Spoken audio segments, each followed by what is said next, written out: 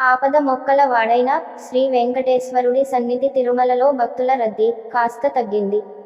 సోమవారం శ్రీవారిని దర్శనానికి జనం ఓ మోస్తారుగా తరలివచ్చారు.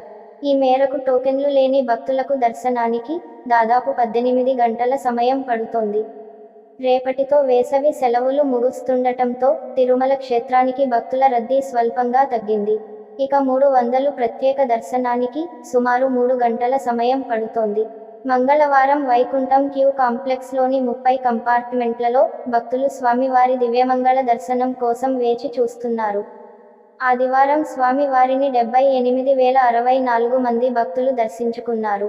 అందులో 33,869 మంది భక్తులు తలనీలాలను సమర్పించుకుని మొక్కులు తీర్చుకున్నారు. తిరుమల శ్రీవారి హుండీ ఆదాయం 3.70 కోట్లు వచ్చాయని టీటీడీ అధికారులు వెల్లడించారు.